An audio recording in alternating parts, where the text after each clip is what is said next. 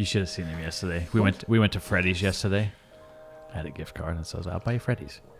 So we go to Freddy's. Outtakes. And he orders, and then I order, and I get the California double steak burger with fries, and I'm not drinking soda, so I substituted and got a milkshake. And you should have seen his eyes like, and then he's like, my wife will kill me. Trash. He wasn't allowed to do it. And so, wait, I'm going first? Lead us, fearless leader. Fearless. I'm so afraid right now. Try not to look like a cornball when you look at the camera.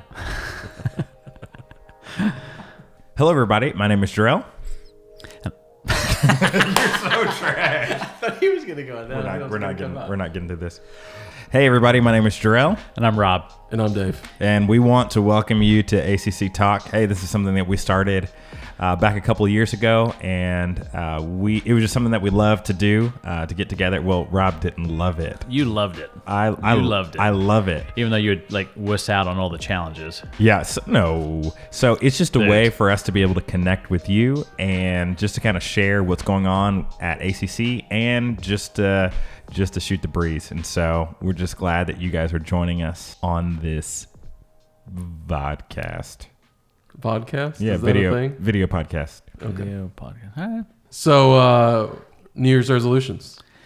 Did you make that? Do you make them? And if you do, what did you make? I would say I don't always make New Year's resolutions, but I sometimes will give more of what I'd say a challenge to myself in a new year. And so I've done it before. What is it? I am, what's today's date? 14th? 13th? What's today? 14th. 14th. I am 2 weeks. Actually, when we're streaming this, it's not the 14th. It's the 16th. It's all good. It's all good. But we're only doing this. We previous record this, and then we're gonna stream it. Previously. We previously recorded this. Yeah, no, it doesn't matter. We'll figure it out. We're gonna record this on Tuesday, which is today, and then we're gonna stream it on a different day. So, getting back to what we were talking about, took the challenge. I'm going to try to go a whole year without drinking soda. And with 2 weeks to the good. You're good? Yeah. 2 weeks in. 2 weeks in. Big- Only 50 more to Big go. accomplishment. Only 50 Lots more to go. No soda. That's the big thing. Do you feel good? Like, do you feel good about not having soda right now? Or are you It doesn't bother me. It doesn't really worry me. I would say, I obviously drank it last year, but it wasn't like multiple sodas in a day. I would even go days without drinking it. And so it's not terribly challenging. What about Guatemala? Guatemala is going to be challenging because... Wait, when we first were talking about this, you were saying it was just going to be in this country. It could be a U.S.-only soil thing. But It doesn't count when you're in a different zip code. yeah. But no, I'll probably still be able to do it down there. I mean, it's not bad. But I do like the Coke down there, glass bottles, the real sugar cane. It's the good stuff. Does that include soda water? Or just like... I will drink like sparkling water. La Croix. Whatever that stuff's called. La Croix. I used to get the HEB brand or Costco stuff, and So that's I'll drink all right. that. But just really trying the Coke. Coke is my soda of choice, and none of that. It's obvious you're not from Texas, or it'd be Dr. Pepper. Yeah, but I'm not. Very obvious. Mm-hmm. So for me, I didn't set any New Year's resolutions, but Josie and I decided that we weren't going to do soda and or added sugar. So we're not as crazy as we were, like, what was that, like a year ago now or longer? I don't remember when it was, but it was pretty wild. Where we did no sugar, and that was brutal. But now we are going to do no added sugar. So we're not really eating cookies, cake, brownies, those sorts of things. But, we've got no problem eating like a banana or something. What is the time frame? All year? That's dependent on my wife. For the whole year? That's dependent on my wife. I feel like you have to make that to be resolution. Like you have to know that beforehand. The moment that you bail, I'm bailing. I'm surprised you don't have like what are like some of the things she loves, like just like when you're at that breaking point ready to go, like she loves a certain cookie from Trader Joe's, doesn't she? I am an encourager. It's called the JoJo, but I'm an encourager, Rob. Which is Oreos, just knock off Oreos. I am not from trying. Trader Joe's, and so I've never had them. I'm not trying to be like a little demon and tempt her. I'm just saying, like when you're wife. at that breaking point, because this is. I mean, you go. I'm good. You're good. I'm super good. I think you should probably check with others around you how good you are. I am Like grumpy, like a I little am slow. super good. Do you know how much more challenging it is to do no sugar? Like normal sugar and stuff that will sustain you, but doing no sugar is like you're dying. And I feel good. So the times that I've done no sugar, the first 2 weeks are pretty terrible, but after that, it's all right. When we did it, But we didn't do no sugar. We did. It couldn't be added sugar. no added sugar, but So like natural sugar was fine. yes, it is. But like you realize that like in the tortillas that they serve at places, they put sugar on it. Yeah. So there's like literally so few things that you can eat, and you just get super grumpy. It took me 30 days to literally be okay. Okay. I was in like a super fog. How about you, Dave? New Year's? Mine's all about my health this year. It's all about discipline in that area. So I'm trying to lose 75 pounds this year. That's awesome. Yeah, so it's a big goal for me. What are you doing? I am doing intermittent fasting, so I'm only eating for about 6 to 8 hours a day. Wait, you eat 6 to 8 hours a day? Only. Well, it's like an eating window. So window, not eating for 6 to 8 That hours. was a I was dad about to joke. jump on That was that. a I was dad about to joke. jump on that. It's Rob like was a, very excited. It's more about like that, a grandfather joke. that plan. But for me, it's time. It's just been.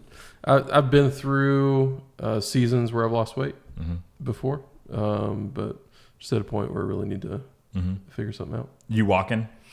Yes, Cool. I am walking. Also, looking at possibly joining some sort of community workout place. Looked at a couple of CrossFit places and Silence your phone. figuring it out. It is silent. It's just vibrating.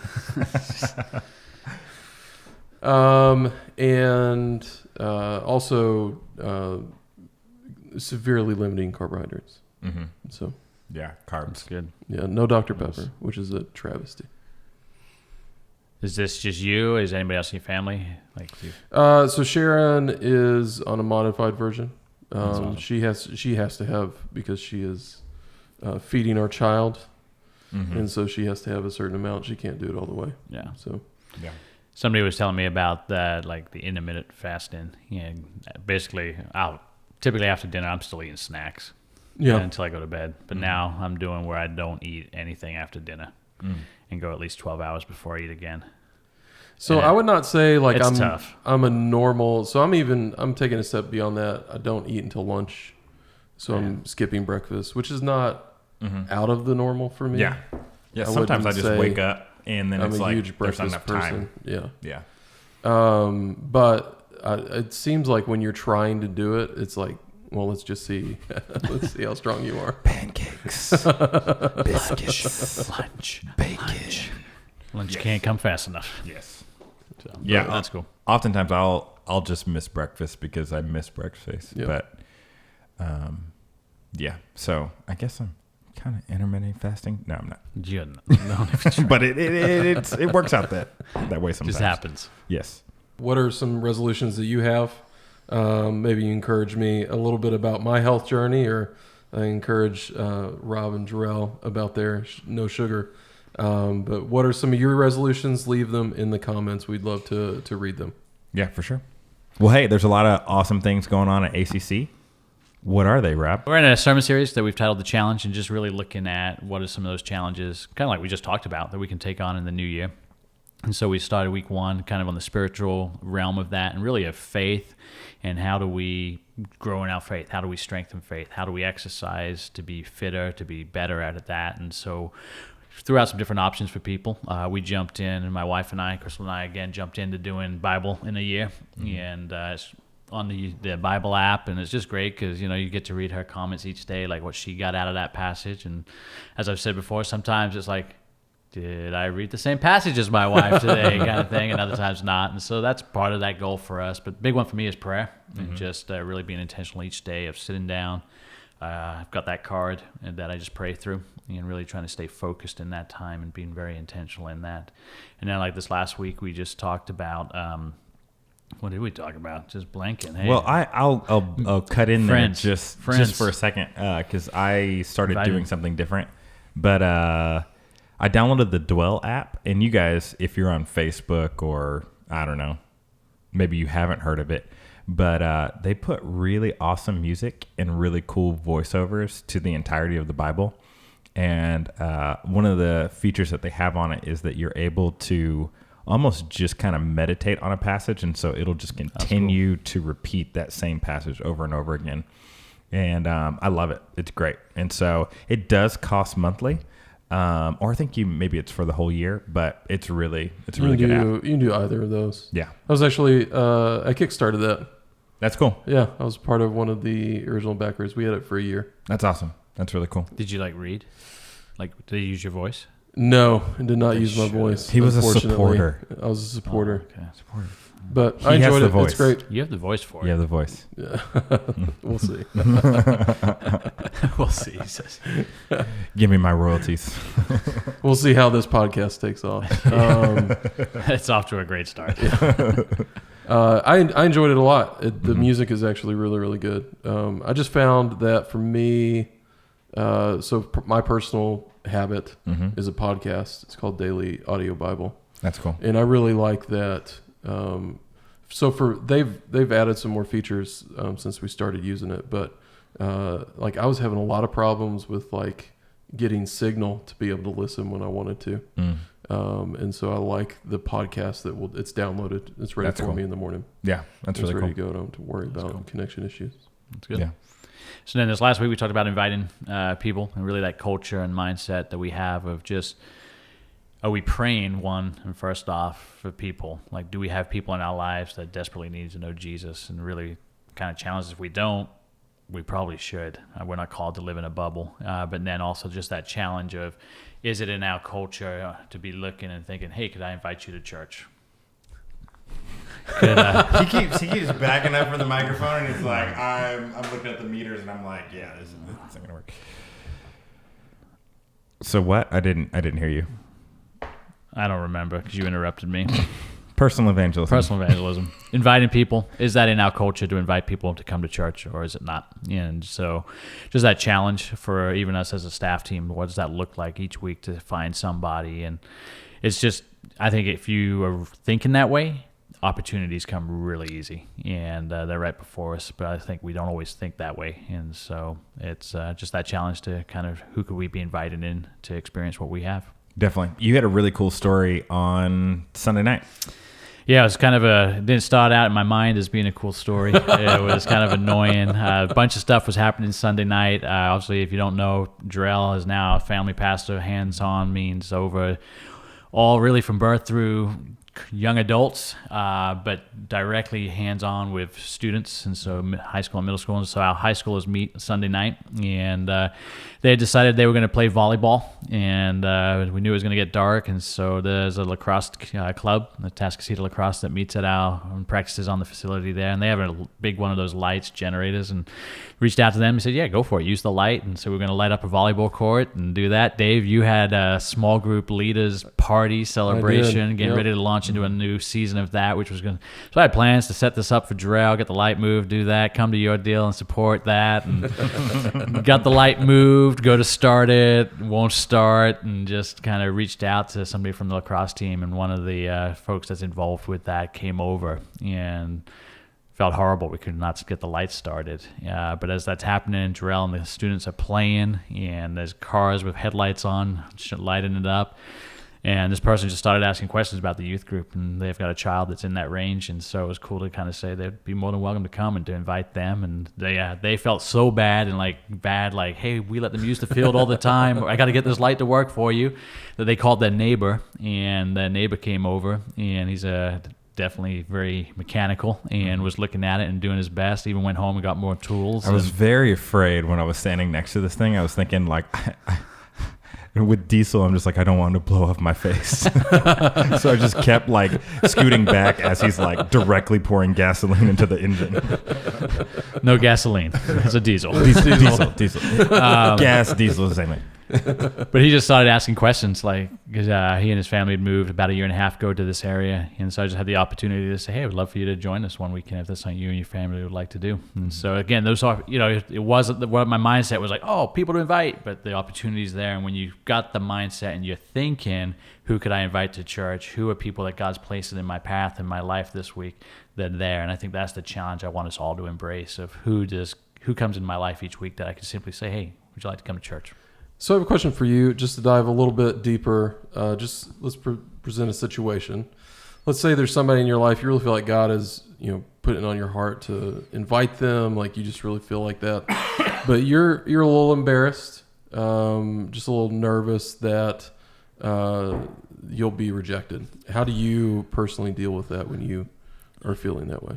Definitely have felt that, and I think it's just one of those over time realized that it's kind of like I've never been denied when I've said, hey, can I pray for you? Nobody has ever turned down prayer. Yeah.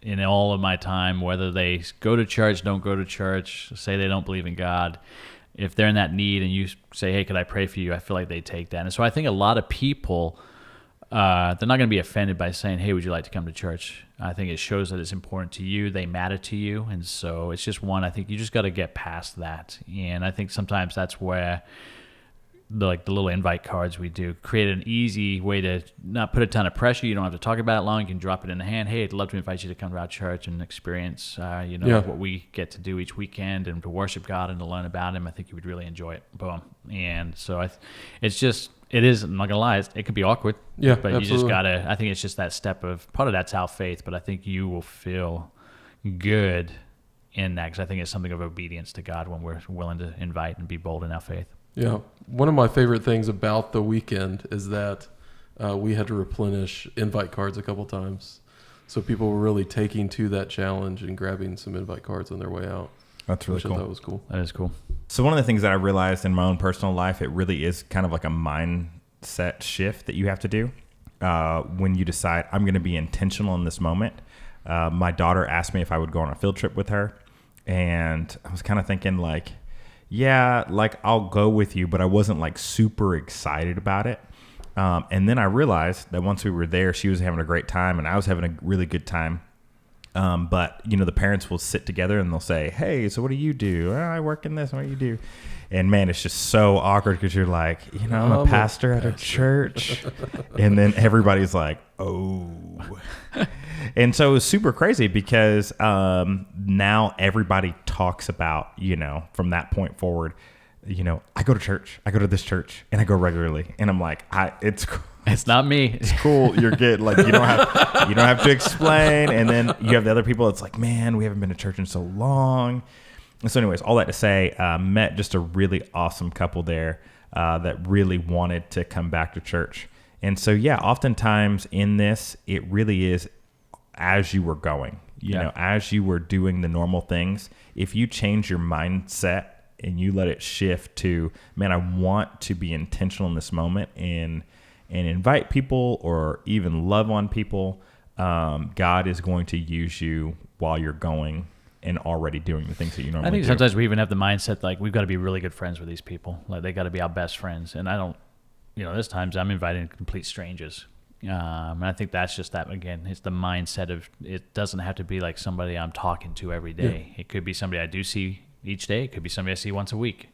But it's that people that like you're just looking like, hey, this is a great opportunity. I'm going to take advantage of it. So, hey, as you listen to us talk about that and remind you of the challenge that we've been taking on, I'd love to hear from you on how that's going, challenging you in that regards to invite somebody. Have you been praying for your one?